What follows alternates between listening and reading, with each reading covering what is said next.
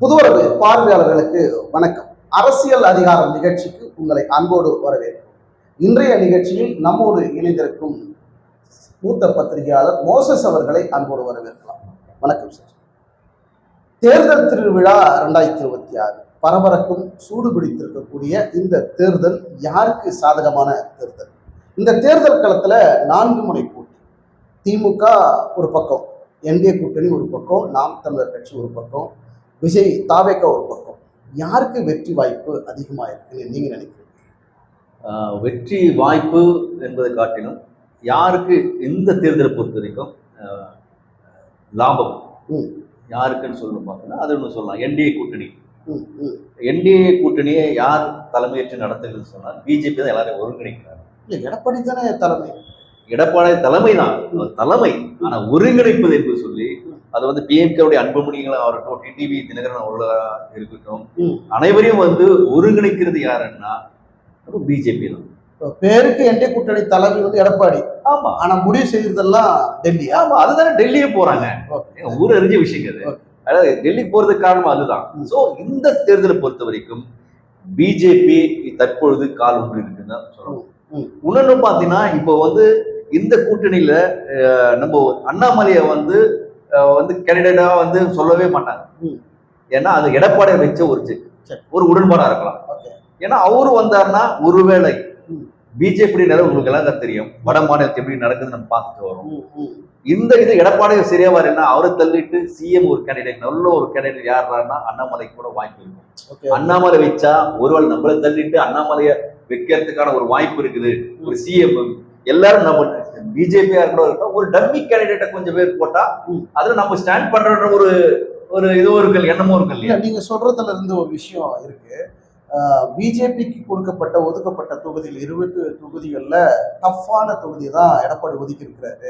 வெற்றிக்கு சாதகமான தொகுதி இல்லை, கடினமான தொகுதியை தான் எடப்பாடி ஒதுக்கி இருக்கிறாரு. அப்போ நீங்க சொல்றதுல இருந்து பார்த்தா அதிமுக நிறைய இடங்கள்ல வெற்றி பெறணும், பாஜக ஒதுக்கப்பட்ட தொகுதிகளில் கணிசமா தோற்றாலும் பரவாயில்ல, நான் வெற்றி பெற்றதுல வச்சுக்க நான் சிஎம் ஆயிடுவேன் அப்படிங்கிற நோக்கமா இருக்கு. ஆமா, கண்டிப்பா. இப்போது பார்த்தீங்கன்னா இந்த கோவை பல்வேறு தொகுதிகள்ல ஒரு பெண் வந்து தீ குளிச்சுட்டு அங்கெல்லாம் ஆர்ப்பாட்டம் நடத்துறாங்க. இது மாதிரி இது சரியான தொகுதி இல்லைங்க, பிஜேபி தான் நிறுத்தணும். ஆனா அங்க அதிமுக கேண்டிடேட் நீங்க நிறுத்திருக்கிறீங்க, எங்களுக்கு வந்து பிஜேபி கேண்டிடேட் நிறுத்துங்கன்னு சொல்லிட்டு வெற்றி பெறதுல மக்கள் அந்த பிஜேபி மக்கள் வந்து குரல் கொடுக்க ஆரம்பிச்சிட்டாங்க. அதே மாதிரி வந்து தோற்கிற இடத்துல வந்து ஓரளவுக்கு தோற்கிற இடத்துல வந்து பாத்தீங்கன்னா ஒரு சில கேண்டிடேட்டை இவங்க வந்து பிஜேபிக்கு வந்து ஒத்துக்கொண்டு இருக்கிற எடப்பாடியார் அவர்கள் வந்து பிஜேபி தலைமையேற்று ஒருவர் நடத்தினாலும் இதுல கவனமா இருக்கிறாரு. ஏன்னா நம்ம வந்து யாரு போறாலும் பரவாயில்ல, ஆனா சிஎம் ஒரு அசைவு கண்டிப்பா அவருக்கு ஒரு அச்சம் இருக்குதான் செய்யும். இல்லை, இப்போ அண்ணாமலைக்கு வந்து ஒரு தொகுதியை கொடுக்கப்பட்டிருந்தா சிங்காநல்லூரோ இல்லை கவுண்டம்பாளையமோ இல்லை பல்லடமோ இந்த 3 தொகுதிகளில் அண்ணாமலைக்கு கொடுக்கப்படக்கூடிய ஒரு சூழல் இருந்தது. ஆனால் அந்த தேர்தல் உத்தேச பட்டியலில் அண்ணாமலை பேர் இல்லை. ஒருவேளை அவருக்கு சீட்டு கொடுத்து அவர் ஜெயிச்சுட்டு வந்துட்டார் அப்படின்னா சிஎம் போஸ்ட்டுக்கு அவர் போதுவாரு, அது நமக்கு தடங்கலாயிடும் அப்படிங்கிறதுனாலதான் அவர் கண்டிப்பாங்க. ஏங்க இன்னைக்கு வந்து பிஜேபி இங்க நிக்குதுன்னா அது காரணம் அண்ணாமலை, யாராலும் மறுக்கவே முடியாது. தமிழிசை சவுந்தரராஜன் கூட வந்து குரல் கொடுத்தாங்க, ஈடுபடல.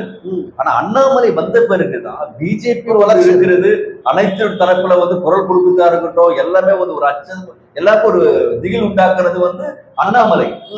அது வந்து அவர் சரியா செய்யறாரு, பொய் பேசுறாரு, நல்லது பேசுறாரு, கெட்டது அதெல்லாம் தேவையில்லை.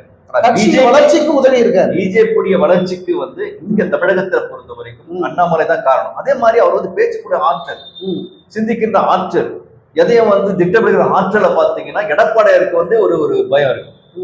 இப்பயே அவர் வந்து எல்லாத்தையும் திட்டமிடுகிற ஆற்றல் எல்லாம் தான் இருக்குது. இவர் பேச ஆரம்பித்தா நம்முடைய பேச்சு எடுபடாத போயிடுவோம், நம்முடைய ஒருங்கிணைப்பு ஊராக போயிடுவோம். ஏன்னா மக்களோட ஒருங்கிணைப்பு ஒரு பெரிய ஆள் இல்லை. எடப்பாடி பழனிசாமி கூட அண்ணாமலுடைய அரசியலுடைய அதிரடி எடப்பாடிக்கும் ஓகே தான், அவரு ஏத்துக்கிறாரு. ஆனா தேர்தல் வரும்போது ஒரு கட்சியில் வரும்போது அது வந்து அவர் சிக்கல் ஏற்படுத்தும் இல்லையா? கண்டிப்பா அனைத்து கட்சியில இருக்கக்கூடிய அனைத்து கட்சி தலைவர்களுமே அண்ணாமலுடைய அரசியல் வந்து வரவேற்கிறாங்க, ஆதரிக்கிறாங்க. ஆனா ஒவ்வொரு கட்சி நிலைப்பாடுன்னு வருகிற போது பிஜேபி அண்ணாமலை தான் முதல்வர் வேட்பாளர் சொல்லுவாங்க, சொல்லி அண்ணாமலை பொறுத்த வரைக்கும் அதற்கான ஒரு முயற்சி அது வந்து பிஜேபி ஏற்றுக்கொள்ளும். ஒரு வெற்றி வாய்ப்பு பெற்றா அன்புமணியா இருக்கட்டும், டிடிவி தினகரன் என்ன இதெல்லாம் சொல்றாங்க, ஒரு பக்கம் ஒரு பக்கம் போகிற வாய்ப்பு எங்களுக்கு வந்து எடப்பாடி தலைமையில மானாங்க. நீ அவனை எங்களை கூப்பிட்டாங்க, அவங்க கூப்பிட்டு எங்களை நிறுத்தலையே, அவன் நம்பி நான் வரல அப்படின்ற என்ன மாதிரி நிறுத்தலையே, பேச்சுவார்த்தை அவங்க நடத்தலையே, நீங்க தானே நடத்துறீங்க. சோ எடப்பாடி தலைமையிலான ஆட்சி என்பது எங்களுக்கு ஒருவேளை வெற்றி பெற்றால், இந்த கூட்டணி என்டிஏ கூட்டணி வெற்றி பெற்றால் சொல்லக்கூடாத வாய்ப்பு இருக்கு. அப்ப என்ன சொல்லுவாங்க, அண்ணாமலையே பரவாயில்ல, அண்ணாமலை நீ போடுங்க. இப்போ ஒண்ணு நம்ம தமாக பாத்தீங்கன்னா வாசனுக்கு இப்ப கொடுக்கப்பட்ட சின்னம் என்ன, தாமரை சின்னது நிக்கிறாருங்க. இலை சின்னது நிக்கிறது எடப்பாடியார் தான் போறோம், அதெல்லாம் நிக்க வேணும். ஒரு கூட்டணி தலைமை எந்த கட்சியோ அந்த சிம்பல் தான் அவங்களுக்கு கொடுக்கணும். கூட்டணிக்குள்ள பாஜக ஒரு கட்சி, அந்த கட்சி சிம்பலை வந்து கொடுத்துட்டு அவங்களும் உடன்பாடு. சோ வந்து இப்படிதே பாத்தீங்கன்னா பிஜேபி பொறுத்த வரைக்கும் இது அரசியல்.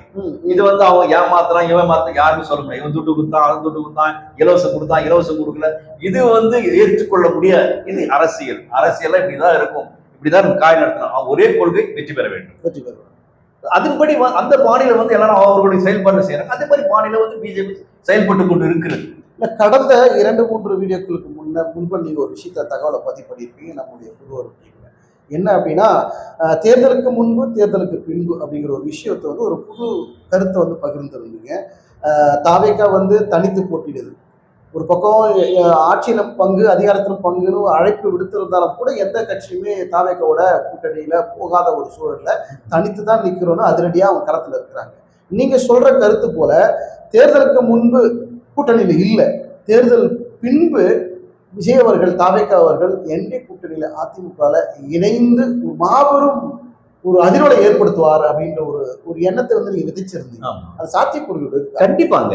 நான் இப்போ பாத்தீங்கன்னா தாவேக்காக்கு ஒருவேளை அவங்க நிர்வாக கூட்டத்திலேயோ அல்லது கூட்டத்திலேயோ நான் வந்து பிஜேபி கூட சேர மாட்டேன், ஆனா வெளியிலிருந்து ஆதரவு தரேன், உள்ள வந்து நான் வந்து அவங்களுக்கு அசம்பிளில வந்து நான் அவங்களுக்கு ஆதரவா ஒரு சிஎம் போஸ்டுக்கு ஆதரவா நான் வந்து தேவையான வாய்ப்புகளை நான் தரேன், ஆனா ஆட்சியில நான் பங்கு பெற மாட்டேன் என்ற ஒரு முடிவு எடுக்கலாம். அது சீமானாவுல நிலைப்பாடு கூட அப்படி இருக்கலாம். மேபி நம்ம அந்த சூழ்நிலை சொல்லலாம். அரசியல் எப்படியோ மாறலாம். நான் தனித்து தான் போட்டி தனித்துதான். ஆனா இப்ப இருக்கிற சூழ்நிலையில கடந்த ஆட்சி இப்படி இருக்குது, திமுக ஆட்சி அப்படிப்பட்ட வலைகளை போடக்கூடிய ஆற்றல் பிஜேபி இருக்குது. எந்த எக்ஸ்ட்ரீமும் போவாங்க. அவங்களை பொறுத்த வரைக்கும் அவங்களுடைய நோக்கம் அது வெற்றி பெற வேண்டும், தன்னுடைய கட்சியை நிலைப்பாட வேண்டும். என்ன எந்த எக்ஸ்ட்ரீமுக்கு போறக்கூடிய ஆணையான பிஜேபி. அது பணத்திலா இருக்கட்டும், வேற எந்த ஒரு பயமுறுத்தலா இருக்கட்டும், எதுவா இருக்கட்டும், ஆனா அவங்க எய்ம் வந்து அப்படி பண்ணணும். சோ இந்த கூட்டணியை பொறுத்த வரைக்கும் ஏன்னா அவங்க வழி நடத்துறாங்க. என்டிஏ தான் வந்து இது வழி நடத்துது, எடப்பாடியார் கிடையாது. சோ அதனால ஒருவேளை அண்ணாமலை போட்டு இருந்தா ஏற்கனவே இது ஒரு பெரிய வாய்ப்பா இருக்கும், கண்டு தரத்துக்கு கீழே தெரிஞ்சிருவாரு. அதனால வந்து அவர் ஒரு பெரிய அச்சத்தை அவருக்குள்ள இருக்கிறார் என்றுதான் எங்களுடைய கருத்தா இருக்குது. அதே மாதிரி தேர்தலுக்கு பின் கண்டிப்பா தாவேகா வந்து விஜய் அவர்கள் கண்டிப்பா வந்து அது வந்து ஆமா கண்டிப்பா ஒருவேளை வெற்றி வகுப்புக்கான தேவையான வாக்குகள் எண்ணிக்கை கூட்டணிக்கு தேவை என்று சொன்னால் தாவேகா வந்து கண்டிப்பா கை கொடுக்கும் என்பது எந்த ஒரு சந்தேகம். தேர்தல் முடிந்த தேர்தல் வாக்கு எல்லாம் எண்ணப்பட்ட பிறகு எத்தனை தொகுதி யாரெல்லாம் வெற்றி பெற்றிருக்கிறாங்களோ அதை வச்சு ஒரு கூட்ட நிலைப்பாட்டை நம்மள சேர்ந்து களத்தில் நின்று நம்ம ஆட்சி அமைக்கலாம் வாங்க அப்படிங்கிற ஒரு நிலைப்பாடு வருவதற்கு வாய்ப்பு இருக்கு. கண்டிப்பாக வாய்ப்பு இருக்கு. சரி, இப்போ நம்ம வந்து விஜய் அவர்களுக்கு இருக்கக்கூடிய வாய்ப்பு தொண்டர்கள் மத்தியில, குறிப்பா முதல் முறையா வாக்கு செலுத்தக்கூடிய வாக்காளர்கள் மத்தியில விஜய்க்கு தான் நான் வாக்கு செலுத்துவேன் அப்படின்னு ஒத்த கால நிற்கிறாங்க தொண்டர்கள்னா விஜயனுடைய ரசிகர்கள். மாற்று கட்சியிலிருந்து திமுக இருந்தும் அதிமுக இருக்கக்கூடிய ரசிகர்கள் விஜய்க்கு இருந்தாங்க. அப்போ அவர்கள்லாம் அங்கிருந்து பிரிந்து விஜய்க்கு வருகிற போது திமுகவுக்கும் அதிமுகவுக்கும் அது ஒரு பின்னடைவாகத்தான் பார்க்க முடியும், நிச்சயமாக பார்க்க முடியும். அப்ப முதல் முறை வாக்கு செலுத்துகிறவர்கள் விஜய்க்கு வாக்கு செலுத்துறாங்க அப்படின்னா ஒரு 15% வாக்குகளை எட்டக்கூடிய சூழல் இருக்குன்னு சொல்றாங்க. அவ்வளவு வாக்கு செலுத்த முதல் முறையை பெற்றுவிட முடியுமா? இல்லை, இப்போ ஒரு அதிருப்தி தாங்க. பார்த்தீங்கன்னா இப்போ அப்படியே ஒரே ஆளை பார்த்துட்டு இருக்கிறாங்க. கடந்த காலத்துல பார்த்தீங்கன்னா நம்ம இவரோட விஜயகாந்தோட வந்தார், எப்படி வறுமை பெற்றார், எடுத்தோட எதிர்கட்சி தலைவர் ஆயிட்டார். அவர் அதிமுக எதிர்கட்சி தலைவர் அவரு தான். அது இவ்வளவு சொல்லி விஜய் இல்ல எதுக்கு சொல்றேன்னா, விஜய் அவருடைய வருகை வந்து மக்களுக்கு ஒரு போர் அடிக்கிற மாதிரி ஒரு சலிப்புத்தன்மை ஏற்பட்டிருக்கு. ஏன்னா சொன்னேன், இந்த ஆட்சியில பார்த்தா 2 பேர் கட்டில பார்த்தீங்கன்னா பழமையாக நின்னவர்களே நிற்கணும். யாரா வேட்பாளர் நின்னவர்களே அது ரொம்ப அப்படியே ஒரு ஸ்டேஜ் ரிட்டையர் ஆகிறதுக்கு ஒரு ஸ்டேஜ் 60ன்னா நிக்கிறதுக்கு பார்த்தா எத்தனையோ ஏஜ் இருக்கு. பழமையானவர்கள் ரொம்ப பழமையான பழமையானவர்கள் தான் அனுபவம் வாய்ந்தவர்கள். அனுபவம் வாய்ந்தவர்கள் வெற்றி பெற முடியும். ஆனா ஒரே சிந்தனைகள். இப்போ பாத்தீங்கன்னா காலகட்டம் நவீன தொழில்நுட்பம் ஆயிடுச்சு, காலகட்டங்கள் வேற மாறிக்கொண்டு அதை வந்து மக்கள் விரும்பலையே, அடுத்தவனுக்கு ஒரு வாய்ப்பு கொடு என்றுதான் கேட்கிறாங்க. நிக்கிறவங்களே நின்று அந்த இடத்த வந்து அடைச்சிட்டு ஒரே பாணி. இந்த பாணியே அதிமுக சொல்றீங்க, ரெண்டு கட்சி என்டிஏ கூட்டணியா இருக்கட்டும், திமுக இருக்கட்டும், ரெண்டு கூட்டணி. ஏன்னா தாவேக்காவுடைய வளர்ச்சி சொல்றேன். தாவேக்கா வந்து ஏன் விரும்புறாங்கன்னா இதெல்லாம் வந்து ஒரு மனக்கசோர்வு, என்னடா நின்றுகிறாங்க, நம்பையா வரக்கூடாது, இளைஞர்களையா எழுச்சி பெறக்கூடாது என்ற ஒரு எண்ணங்களும் இருக்குது. அதே மாதிரி புதிய வரவு விஜய் அவர்கள் வந்து ஒரு நடிச்சிருக்கிறாரு, நடிப்புல எல்லாம் ஒரு பேர் பெற்றவர், நல்லா பாடக்கூடியவர், அவருக்குள்ள ஒரு ஈர்ப்பு. ஃபர்ஸ்ட் அது வந்து ரசிகரால தான் வந்தார்கள். ஆனா தற்பொழுது கொஞ்சம் ஊக்கம் பெற்று அவர்களும் வந்து தொண்டர்களாக மாறிக்கொண்டிருக்கின்றார்கள். ஸோ இந்த வருகை 2026 தேர்தல் பொறுத்த வரைக்கும் ஒரு திருவிழா தான். அந்த திருவிழாவில் விஜய் வருகை என்பது கண்டிப்பாக இரண்டு கட்சிகளுக்கும் ஒரு அச்சத்தை நிலவுகிறது, ஒரு வருகை ஒரு பாதிப்பை ஏற்படுத்துறது சந்தேகம். இப்ப நீங்க சொல்றீங்க ஒரு அச்சத்தையும் பாதிப்பையும் விஜய் வருகையினால ஏற்படும் அப்படிங்கிறீங்க. திமுக பல ஆண்டுகளாக பலமுறை ஆட்சியில் இருந்திருக்கிறாங்க, அதிமுகவும் பலமுறை ஆட்சியில் இருந்திருக்கிறாங்க. அதிமுக அப்படின்னா அதிமுகவுக்கு தான் வாக்கு, திமுகனா திமுகவுக்கு தான் வாக்கு அப்படின்னு கண்ணை மூடிக்கிட்டு உதயசூரியன் இரட்டையிலும் வாக்கு செலுத்தக்கூடிய வாக்காளர்கள் இருக்கிறாங்க. அவர்கள் நிச்சயமா மாற மாட்டாங்க. ஏன்னா அவர்கள் மாறுவதற்கு வாய்ப்புகள் கிடையாது. ஏன்னா அவர்கள் வந்து அடையாளமாக காணப்பட்டவர்கள். திமுகனா அதிமுகனா அவர்கள் அடையாளமாக இருக்கக்கூடிய வாக்காளர்கள். அப்ப விஜய்க்கு எந்த வாக்குகள் வரும்? அதாவது நம்ம யோசிக்கிறோம், ஒரு 50% நீங்க சொன்ன மாதிரி வச்சுக்கலாம். 50% மக்கள் வந்து அப்படியேதான் இருக்கிறாங்கன்னு வைக்கலாம். ஆனா ஒரு 25% மக்கள் சிந்தித்து வாக்களிக்கிறாங்க. மக்களை வந்து நம்ம வந்து இன்னைக்கு வந்து சீமானவர்கள் இலவசம் கொடுக்கல, எதுவும் பண்ணல. ஆனா அவர் 36 வாக்கு, அவருடைய பேச்சு தன்மை, பேச்சுடைய வைக்கிற அந்த தன்மையெல்லாம் பாத்தீங்கன்னா ஏதோ ஒண்ணு இன்க்ரீஸ் ஆயிட்டு தானே இருக்குது. ஓகே ஓகே, எதனால ஆகுது? சோ சிந்திக்கின்ற மக்களும் இருக்கிறாங்க. ரெண்டு பேருடைய ஆட்சியும் வந்து கனமா, இது ஏடிஎம்கே பாக்குறாங்க, டிஎம்கே பாக்குறாங்க, ரெண்டு ஆட்சியும் பார்த்து இது சரி வருமா சரி வராதுன்னு இருக்கிறாங்க. அதே நேரத்துல தாவேக்கா வந்துக்குது, அவங்களுடைய நிலைமையும் பாக்குறாங்க. ஸோ ஆராய்ந்து பார்த்து இது எதுக்கு போட்டா நல்லா இருக்குன்றதும் ஒண்ணு இருக்குது. ரெண்டாவது வந்து என்னடா இவங்க ரெண்டு பேருமே இருக்கிறாங்க, புதுசா வருது அப்படின்ற ஒரு 25% இருக்கு. ஸோ இது டோட்டலா வந்து ஒரு 50, நீங்க சொல்றது பார்த்தீங்கன்னா 50% வாக்குகள் தான் எப்போவும் அதோட குறைவா தான் இருக்கும். எப்போதும் இது கண்மூடி பண்ணலாம். எம்ஜிஆர் காலங்க, சொல்றது எம்ஜிஆர் காலங்கள், கலைஞர் காலங்கள் கூட இருக்கலாம். கலைஞருடைய பேச்சாற்றல், அவருடைய ஈர்ப்பு, எம்ஜிஆருடைய நடிப்புகள் அது கொஞ்சம் கொஞ்சமா குறைய தொடங்கி. எடப்பாடியுடைய பேக்ரவுண்ட் என்னன்னு கேட்டா என்ன சொல்றீங்க நீங்க? அதிமுக முழுக்க முழுக்க வேற ஒண்ணு, கட்சியை அடையாளம் கிடையாது. நான் வந்து இவ்வளவு செய்த இப்ப பார்த்தா இவரு ஸ்டாலின் பரவாயில்ல, ஸ்டாலின் வந்து ஓரளவுக்கு வந்து தொண்டர்கள் நிறைய வந்து நிசாலம் போயிருக்கிறாரு, நிறைய வந்து இதுக்கெல்லாம் போயிருக்கிறாரு. அவர் கொஞ்சம் பல ஆண்டுகள் கட்சியில் இருக்கிறாரு, வந்திருக்கிறாரு. அடுத்த கட்ட உதயநிதி என்ன சொல்றீங்க? அவரும் ஒரு நடிகர். நீ கம்பேர் பண்ணி பாருங்க, உதயநிதி ஒரு நடிகர், விஜய் ஒரு நடிகர். ஆனா ரெண்டு பேருக்குள்ள இருக்கிற அந்த வரவேற்பு எப்படி இருக்கு? என்னன்னா விஜய் அவர்கள் வந்து நடிகராகவே வெளிவந்தார். ஒரு நடிகன் அப்படின்னு சொல்லி நடிகன் வந்து எல்லாரும் ஆவும் கேட்டாங்க. இதுல வந்து சொருகுனாங்க, டிஎம்கேல வந்து அவரை சொருகி வைத்தார்கள். அதாவது நாக்கா வந்து அப்படியே நம்ம கட்சியில இணைச்சிக்கலாம் அப்படின்னு சொல்லி இணைத்ததுனால என்ன ஆச்சுன்னா அவருடைய உண்மையான வேல்யூ, உதயனுக்கு நல்ல வேல்யூ தான். நடிகர்ன்ற ஒரு நடிகரா வந்து அவர் வந்துட்டு அப்படியே உள்ள வந்திருந்தாருன்னா ஒரு ரேஞ்ச் எங்கேயும். ஆனா அவர் என்ன பண்ற, டக்குன்னு அவரை அப்படி சொல்லாத கூட உள்ளுக்குள்ளே அப்படியே சொல்லிவிட்டாங்க. அவரே வந்திருந்தாருன்னா அது ரேஞ்ச் வேற இருந்திருக்கும். கண்டிப்பா அவருக்கும் வந்து அவர் நடிகர் ஒரு கட்டத்துல பேச்சு அடிபடிச்சு. ஏன் வந்து விஜய் வந்து ஸ்டாலினை திட்டிட்டே இருக்கிறாரு, டிஎம்கே ஏன் திட்டே இருக்கிறாரு?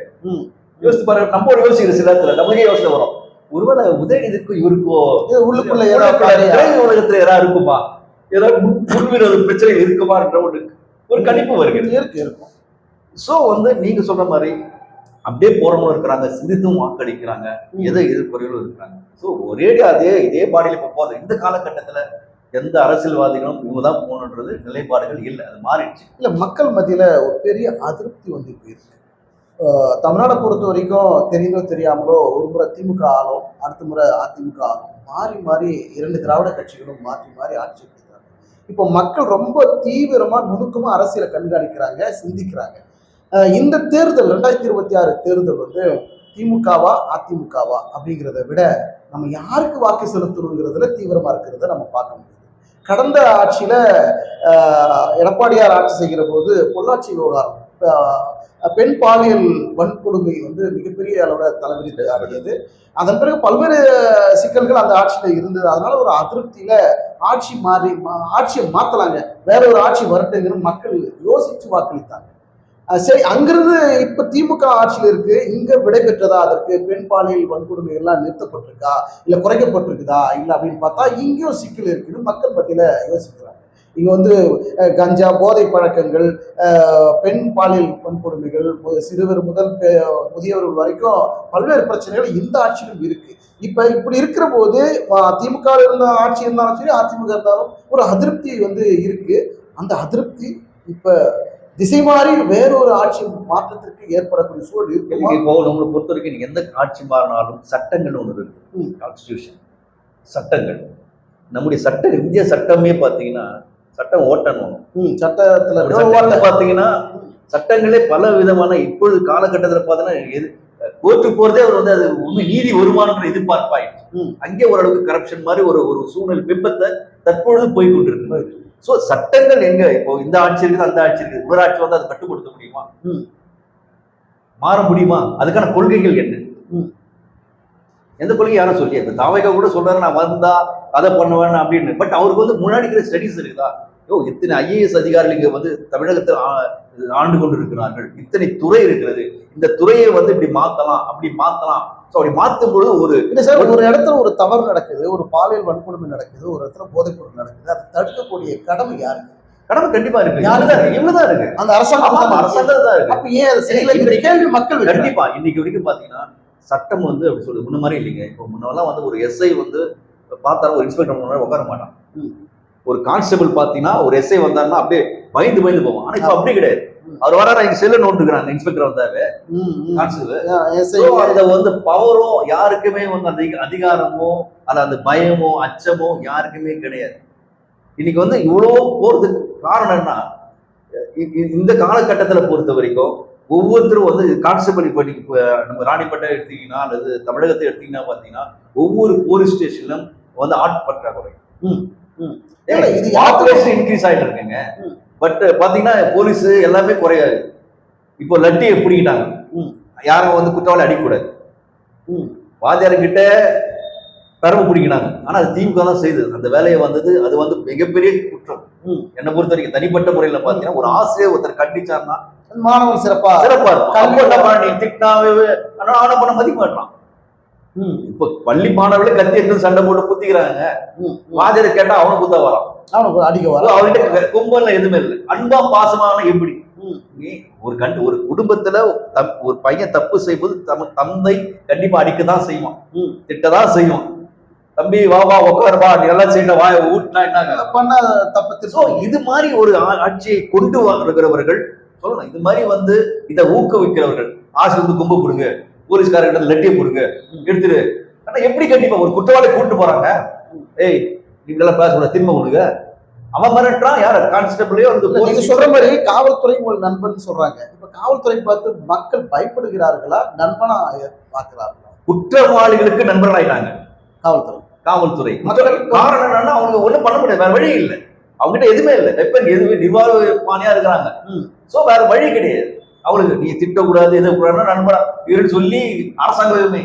சோ வருகின்ற அரசாங்கம் இந்த ஒரு இப்போ வரப்போகிற அரசாங்கம் ஒருவேளை அது திமுக ஆனா வலிமை பெற வேண்டும். மக்கள் என்ன ஒரு முக்கியமான பெரிய கேள்வியா வைக்கிறாங்கன்னா, ஒரு குற்றம் நடக்குது, அதை தடுத்து நிறுத்துவது சட்டம் என்பது ஒரு அமைப்பு, ஒரு சட்டம் என்பது வகுக்கப்பட்ட நிர்ணயிக்கப்பட்டது ஒரு சட்டம். அந்த சட்டத்தை ஆளுகிறவர்கள் ஆட்சியாளர்கள், அந்த அரசாங்கம். அப்போ ஒரு குற்றம் நடக்குது என்று சொன்னால் அந்த குற்றத்தை தடுக்கக்கூடிய மிகப்பெரிய கடமை இந்த அரசாங்கம் அதைத்தான் மக்கள் வைக்கிறாங்க. ஒரு குற்றத்தை அது மாற்றுக்கிறது இல்லைங்க. குற்றத்தை தடை பண்ண வேண்டியது அரசாங்கத்தோட வேலை. அந்த அரசாங்கமே வந்து அந்த குற்றத்தை ஊக்குவிக்கிற மாதிரி அவங்க எதிராளியை, அதாவது இப்போ ஆசிரியர்களா இருக்கட்டும், அதாவது போலீஸியா இருக்கட்டும், அவருக்கு இருக்கிற முக்கியமான கொம்பு புடுங்கிட்டா அவங்க என்ன பண்ணுவாங்க? குடும்பம் யாரு? அது இது அரசாங்கம், இந்த அரசாங்கம் ஏன் குடும்பம் அரசாங்கம்? அதுதான் தவறு. அதை கேட்கறதுக்கு யாரும் இல்லையே. அதை சுட்டி காட்டுறதுக்கோ அவரை தண்டிக்க மாற்ற அரசாங்கம் சரின்னு அரசாங்கத்துடைய சட்டத்தை வந்து சரியா பின்பற்ற தவறினார்கள். உண்மையில வந்து இந்த அரசாங்கமும் சரி, கடந்த அரசாங்கத்துல வந்து நீங்க சொன்ன மாதிரி பாலியல் இது அது தொடர்ந்து தானே இருக்குது. இல்ல அதுதான் போன ஆட்சி அதிமுக ஆட்சியில் நடந்திருக்குது, இந்த ஆட்சியில் நடக்குது. அப்ப இதற்கு தீர்வு யார் கொடுக்கிறதுங்கிறதா கேள்வி மக்கள் வைக்கிறாங்க. ஆமா, இது வந்து நம்ம அரசாங்கத்தை தடுத்து நிறுத்தணும். அது சட்டமன்றம் நடக்குதுங்க. சட்டமன்றத்துல ஒவ்வொரு வாட்டி ஒவ்வொரு பேசுறாங்க. பட் இதற்கான ஒரு எல்லாரும் வேட்பாளர்கள், நிற்கிற வேட்பாளர்கள் இதற்கான முயற்சியை ஒவ்வொரு கடமை.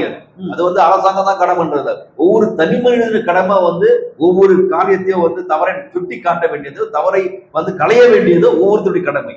நம்முடைய தொகுதியில இருக்கிற நம்முடைய பிரதிநிதியா போற வேட்பாளர் அவர்கள் அதை வந்து நிர்ணயிக்கணும், சட்டசபையில பேசணும். இப்படி நடக்குது, அதுக்கு என்ன தீர்வு என்று சொல்லி அதை குறித்து யாரும் வந்து இது வரைக்கும் பேசுறது கிடையாது. முன்னாடி அழுத்தமா யாரும் பேசுறது கிடையாது. சோ இந்த நீங்க சொல்ற மாதிரி இந்த குற்ற செயல்கள் வந்து தொடர்ந்து நீடித்துதான் இருக்கு. கஞ்சா கஜாச்சாரம் ஏங்க பல இடங்கள்ல பாத்தீங்கன்னா மெயின் இடத்திலே வந்து சாரா வியாபாரம் நடந்துருக்கு, டாஸ்மாக் இருக்குதுங்க. இது ஏன் கேட்கல? பல இடங்கள்ல வந்து எதிர்கட்சி வேட்பாளர்கள் இருக்கிறாங்க, எம்எல்ஏவா இருக்கிறாங்க, அவங்களும் கண்டுக்கிறது கிடையாது, இவங்களும் கண்டுக்கிறது. ஏன்னா வருமானம், அது வந்து வருமானம் வருகிறது. சரி, போனவங்க ஏதாவது குறைப்பாங்களான்னா அதுவும் குறைப்பது கிடையாது. சோ வந்து எல்லாருடைய பங்கு தான். இப்ப வேட்பாளருடைய பங்கு, மக்களுடைய பங்கு, எல்லாருடைய பங்கு தான் வந்து ஒரு நாட்டை திருத்த முடியும். ஆக இந்த காலகட்டத்தில் நாங்க கேட்கிற பிரதானமான ஒரு கேள்வி என்னன்னா, திமுக முன்னாடி இருந்த அதிமுக ஆட்சியில பொள்ளாச்சி போன்ற சில பாலியல் வன்கொடுமை நடந்தது, அதனால ஆட்சி மாற்றம் ஏற்படுது. இந்த முறை போதைப் பொருள், கஞ்சா, அது இதுன்னு சொல்லி நிறைய பெண்கள் பாலியல் வளர்த்து இதனால ஆட்சி மாற்றத்தை ஏற்படுத்தலாமான்னு மக்கள் மத்தியில் ஒரு சலசலப்பு. ஒவ்வொரு முறையும் ஒவ்வொரு ஆட்சி வருகின்ற போது இதே சலசலப்பு ஏற்பட்டா தீர்வு என்ன அப்படிங்கிறதா மக்கள் கேட்கிறாங்க. அதுதான் சொல்றேன். தீர்வு யார் கொடுக்குறது? சட்டம் அரசாங்கம் தான் கொடுக்கணும். மெயினா வந்து சட்டம் மாத்தணும். சட்டம் தான் வந்து எனக்கெல்லாம் இப்படியெல்லாம் பண்ணுன்னு ஒரு சட்டம் இருக்குது. தமிழகத்துக்குன்னு ஒரு சட்டத்தை நம்ம கொண்டு வரணும். இதுக்குன்னு சொல்லி என்ன பண்ணணும் என்று சொல்லி ஒரு வரையறுப்பு இருந்தா அது நன்றாக இருக்கும். அது இல்லைன்னா கண்டிப்பா வந்து சட்டத்தை மாற்ற முடியாது, சட்டம் சீர்திருத்தலாம், சட்டத்தை மாற்ற முடியாது. கான்ஸ்டியூஷன்லயே மாத்தணும். கான்ஸ்டியூஷன்லயே மாத்தி இது மாதிரி ஒரு சட்டத்தை கொண்டு வந்தாதான். இது சின்ன சின்ன சட்டம். ஆசிரியர்களுக்கு கொம்பு கொடுக்காது யார் பண்ணது? போலீஸ் வந்து கொம்பு வைக்க கூடாது சொல்றது யாரு? ஏங்க மற்றதுக்கெல்லாம் வந்து மத்திய அரசு நாங்க செய்ய மாட்டோம், அதை பண்ண மாட்டோம், இதை பண்ண மாட்டோம், ஞான் தான் செய்யறோம். ஏன் இதுல புரட்சி பண்ணக்கூடாது? சட்டத்தை காப்போம், மக்களை காப்பணும். நாங்க கஞ்சா பொருள் வந்து பயன்படுத்தக்கூடாது. அவன் அதுக்கான எந்த எக்ஸ்ட்ரீம் நாங்க போவோம், சவால் விட்டுருது. ஏங்க மற்றதுக்கெல்லாம் சவால் விட்டுருமாங்க. ஏங்க எல்லாம் எது பண்ணா நீங்க என்ன சொல்றது, நான் என்ன கேட்கறது, பாத்துக்கலாம். இதுக்கு சவால் விடுங்க. இன்னைக்கு தமிழகத்துல இப்படிதான் இருப்போம், நாங்க இப்படிதான் இருப்போம். என் மக்கள் பாதுகாக்கப்பட வேண்டும், என் மக்கள் கஞ்சா பழக்கத்துல என் இளைஞர்கள் போக கூடாது, குடிக்க கூடாது, நான் டாஸ்மாக் வைக்க மாட்டேன், நான் இதை பண்ண மாட்டேன், அப்படி கொண்டு வாங்க. இன்னைக்கு இருக்கிற காரியமா தான் ஏடிஎம்கே டிஎம்கே மாத்தி சொல்லிட்டு சொல்ற மாதிரி சொல்லி. ஆனா இதுக்கான ஒரு முயற்சிகள், ஏன்னா பயப்படுறாங்க. இதை தாண்டி வருமானம் எங்கிருந்து வரப்போகுது, ஒரு பயம். இல்லை, இதற்குண்டான அதிர்வலை தான் விஜயனுடைய தாக்கம் இந்த தேர்தலில் இருக்கும் அப்படிங்கிறாங்களா? அப்படியெல்லாம் சொல்ல முடியாது. அவர் எடுக்கலையே. அவர் வந்து நான் வந்து கஞ்சா இல்லாத ஒரு மாநில மாற்றுவேன், அல்லது வந்து என்ன வந்தா டாஸ்மாக் இருக்காது, இளைஞர்கள் இதுல பாத்தீங்கன்னா நிறைய பேர் இறக்குறாங்க, பசங்க வந்து இஷ்டத்துக்கு பேசுறாங்க சொல்றாங்கன்னும் போது அவங்களோட நிலைப்பாடு வந்து இதுல இல்லையே. அவர் கொள்கை இல்லாத தானே இருக்கிறாரு. எடுத்த உடனே நான் அதை கேட்கல சார். இப்ப ரெண்டு கட்சிகள் இருக்கக்கூடிய அதிருப்தி சொன்னா சீவான் வேணா சொல்லலாம், சீவான வேணா எடுத்துக்கலாம். இதுல நீங்க சொல்ற மாதிரி அவர் சொல்றாரு, நான் வந்து டாஸ்மாக ஒழிக்கிறேன், இளைஞர்ல போதை பொருள் இன்க்ரீஸ் ஆகும். அதான் காரணம். ஒரு சில மக்களுக்கு, நம்முடைய தமிழகத்துல பாத்தீங்கன்னா மக்களுக்கு ஏன் சீமான பிடிக்குது, ஏன் வந்து இளைஞர்கள் பிடிக்குதுன்னா, நல்ல பிள்ளைகள், நல்ல வளமான கண்டித்தோடு வளர்க்கிற பிள்ளைங்களாகட்டும், பெற்றோர்களாகட்டும் சீமான் கருத்துக்களை ஏற்றுக்கொள்கிறார். அவர் வளர்ச்சிக்காரன் அதுதான். அவருக்கு வந்து வேற எதுவும் அவர் சொல்லியே, நான் வந்தா நான் சொல்ல எடுத்துறேன், நீ வேலைக்கு போவ, அதெல்லாம் எடுத்துட்டு அவர் ஆக்கப்பூர்வம். அதே மாதிரி இலவசம் எதுவும் அவருக்கு கொடுக்கல, கொடுக்காத ஒரு பணமும் கொடுக்குறது கிடையாது. அப்படி இருக்கிற ஒரு கட்சி வந்து வளர்றதுக்கான காரணம் என்ன? தமிழகத்தில் இப்படிப்பட்ட வாஞ்சி உள்ள மக்கள் இருக்கதான் செய்யறாங்க. நல்ல ஒரு ஆட்சி வர வேண்டும், இது மாதிரி எல்லாம் இருக்கக்கூடாது என்று சொல்லி அவங்க வந்து வாக்கு போடுறது, சீமானவருக்கு வாக்கு போடுறாங்க. ஸோ இதுவும் வந்து இவருடைய கடமை. இவங்க என்ன நினைக்கிறாங்கன்னா, அதாவது நம்மளால கையால் ஆகாது, நம்ம டாஸ்மாக மூடிட்டா வருமானம் வராது. நான் கேட்கிறேன், இத்தனை ஐஏஎஸ் அதிகாரிகள் வச்சிருக்கிறீங்க, இத்தனை துறை இருக்கிறது, இத்தனை மக்கள் 234 தொகுதியில் இருக்கிற வேட்பாளர்கள் அநேக கூட இருக்கிறீங்க, ஏன் உங்களால் திட்டமிட முடியல? இதுக்கு ஆல்டர்னேட்டிவ் என்ன கண்டுபிடிக்க முடியாதா? மற்றதுக்கெல்லாம் கண்டுபிடிக்கணும். வாக்கு வாட்டி எவ்வளவு கொடுத்தா, எவ்வளவு இலவசம் கொடுத்தா, இது கொடுத்தா, நான் ஃப்ரிட்ஜ் கொடுத்தா, அவன் இது கொடுத்தா, நான் இதை கொடுக்குறேன்னு சொல்றவங்க ஆட்சிக்கு வந்த பிறகு டாஸ்மாக் குடிக்கிறாங்க, குட்டி சிவரா வராங்க. இந்த வருமானம் இவ்வளவு வருது, இந்த வருமானம் வேற எங்காவது வர முடியுமா? இந்த ஆய்வு மேற்கொண்டு ஒரு திட்டமிட்டு செயல்படும் பொழுது நீ கடினம் ஒண்ணு இல்லைங்க. இப்போ போறோம், சரக்கு அடிக்கிறான், வாங்குறான், குடிக்கிறான், குடிச்சு வந்து போலீஸ் குடிக்குது, என்ன சொல்றான்? ஓ, கவர்மெண்ட் தான் வருமானம் கொடுத்துட்டு வரான், நீ என்ன பிடிக்கிறான்? போலீஸ்காரன் என்ன பண்ணுவாங்க? அங்க விற்கிறாங்க, இங்க பிடிக்கிறாங்க. அதே நேரத்தில் உணர்வு நடக்குது. அவங்க வாங்கிட்டு வரும்போது இவங்க தெரியும், வாசல நிற்பாரு, போலீஸ்காரன் அங்க நிற்பாரு, கரெக்டா குடிச்சிட்டு வருவான், பைக்கு குடிச்சிட்டு வந்து கொடுத்துட்டு வேற வகையில கொடுக்குறவங்களும் இருக்கிறாங்க. ஒரு சிலர் வந்து இது டாஸ்மாக் கவர்மெண்ட், நான் வந்து கவர்மெண்ட் எம்ப்ளாய் இப்படியும் இருக்குது. இந்த நிலைமை மாத்திரம்னு சொன்னா ஏன் ஆக்கப்பூர்வம் முடியாதுன்னு ஒன்று இல்லைங்க. எதுலையுமே ஒரு ஆல்டர்னேட்டிவ் இருக்கதான் செய்யும். ஆமா, எக்ஸ்ட்ரா ஒரு துறையை போடு, வேற ஏதாவது துறையை போட்டு நீ வந்து வருமானத்திற்கான ஒரு திட்டங்கள் என்ன என்பது போடு. அதை விட்டுட்டு நீங்க வந்து எவ்வளவு கமிஷன் கிடைக்கும், அப்படி வரும் இப்படி வரும்னு நம்ம போயிட்டு திட்டமிட்டு இருந்தா இது வந்து முக்கிய தார்மீக பொருள் வந்து அரசாங்கம் தான். எந்த ஒரு அரசாங்கம் வருகின்ற அரசாங்கம் நம்ம சொல்ல முடியாது. கேட்டா டாஸ்மாக் இவ்வளவு வருதுங்க, நாங்க மூட முடியாதுங்க அப்படின்னு சொல்லுவாங்க. சோ வருகின்ற அரசு வந்து இதுக்கான ஒரு திட்டமிட்டு ஒரு போற 5 வருஷம்னா உனக்கு 2 வருஷம் 1 வருஷம் கஷ்டமா தான் இருக்கும். ஆனா அதுக்கப்புறம் வருமானத்தை உயர்த்தி பண்ணலாம். இவங்க நினைக்கிறேன் குறுகிய காலம் 5 வருஷம் என்பது சொல்ற மாதிரி. இப்போ எந்த கட்சி ஆட்சிக்கு வந்தாலும் இலவசங்கிற பேர்ல மக்களுக்கு இலவசம் கொடுக்குறாங்க. திமுக இப்போ மகள் உதவித்தொகை வந்து 1000 ரூபாய் கொடுக்குறாங்கன்னா, நான் ஏடிஎம்கே எடப்பாடி என்ன சொல்லிக்கிறேன், நான் 2000 ரூபாய் தரேன், 10,000 ரூபாய் தரேன், ஃப்ரிட்ஜு தரேன் அப்படின்னு சொல்றாங்க. ஸோ திமுகவும் இலவசங்கள் கொடுக்குறாங்க, அதிமுகவும் இலவசம் கொடுக்குறாங்க. இந்த இலவசத்தை கொடுக்கறதுக்கு பதில் ஒரு நல்ல வாய்ப்புகளையும் உருவாக்கினா அந்த இலவசம் நீயே கொடுக்குற, நானே வேலை செஞ்சு நானே சம்பாரிச்சு வாங்கி வரல அப்படின்னு மக்கள் சிந்திக்கக்கூடிய ஆற்றலை ஏன் இந்த அரசாங்கம் கொடுக்குறது தவறாக? மக்கள் சிந்திக்கிறது மக்கள் வந்து இப்பதான் விழிப்புணர்வு விழிப்புணர்வு ஆகுறது இப்பதான்.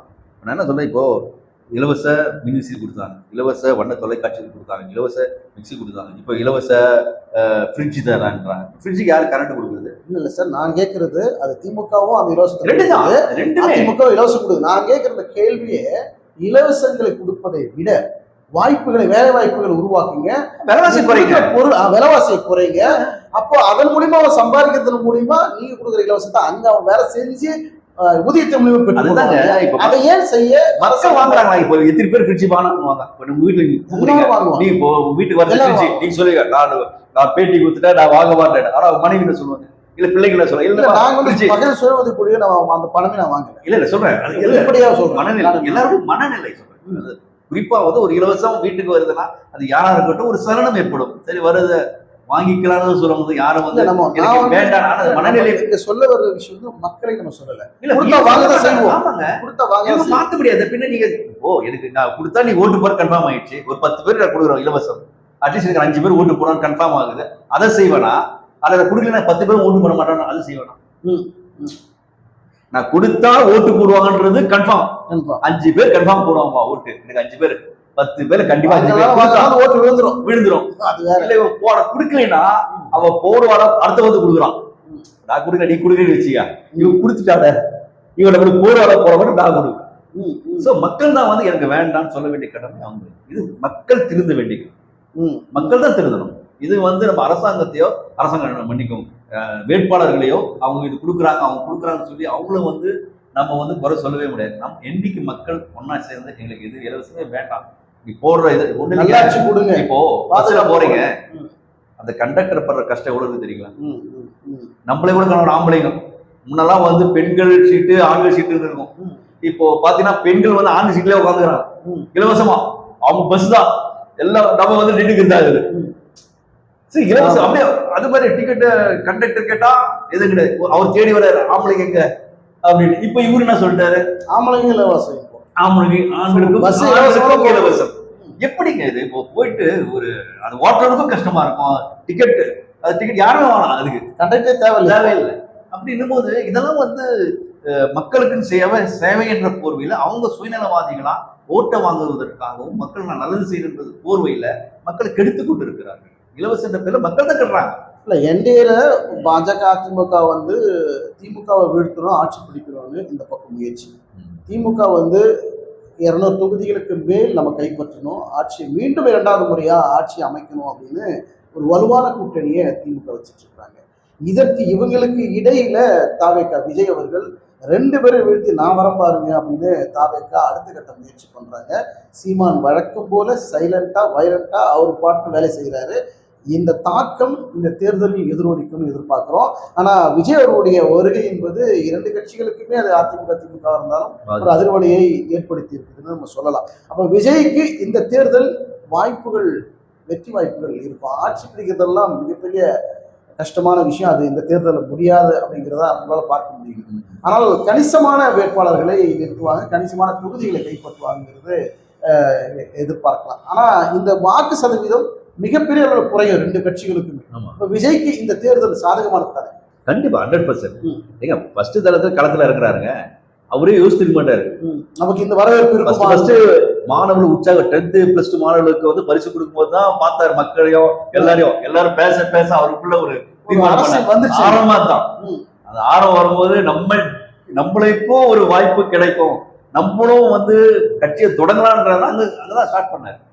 ஸோ போக போக மக்கள் வெள்ளம், மக்கள் எல்லாரும் வர அவருடைய இதெல்லாம் வந்து என்னன்னா அதுக்கப்புறம் அவர் வந்து கண்டிப்பா நிக்கலான்னு சொல்லி முடிவு எடுத்துட்டு புதிய கட்சி தொடங்கலான்றதுக்கு தொடங்கினாரு. 2021 தேர்தல் பாத்தீங்கன்னா சீமானுக்கு வந்த வாக்குகள் கொஞ்சம் ஒரு பாதிப்பு ஏற்படுச்சு. அவர் தனியாக தான் 234 தொகுதி போட்டிட்டார். அதே மாதிரி இந்த முறை தாவேகா விஜய் அவர்களும் 234 தொகுதியில போட்டிட்டார். கண்டிப்பா வந்து பெரிய பாதிப்பு கண்டிப்பா இரு கட்சிகளுக்கும் கண்டிப்பா ஏற்படும். அதுல வந்து எந்த ஒரு மாற்று கருத்தும் இல்லை. யார் ஜெயிக்க போகிறார்கள், யார் அடுத்த முதல்வர் அப்படிங்கிறது மக்களுக்கு தான் தெரியும். ஏன்னா இந்த முறை இந்த தேர்தலில் மக்கள் ரொம்ப நுணுக்கமாக யோசனை பண்ணி தீவிரமாக அலசி ஆராய்ந்து தான் வாக்கு செலுத்தக்கூடிய ஒரு சூழலை ஏற்படுத்தியிருக்கு. எந்த கூட்டணி வெல்லும், அடுத்த முதல்வர் யார் அப்படிங்கிறது உங்களை போன்றும் நாங்களும் எதிர்பார்த்து காத்துக் கொண்டிருக்கிறோம். இத்தனை நேரம் உங்களுடைய கருத்துக்களை பகிர்ந்தமைக்கு மிக்க நன்றி சார்.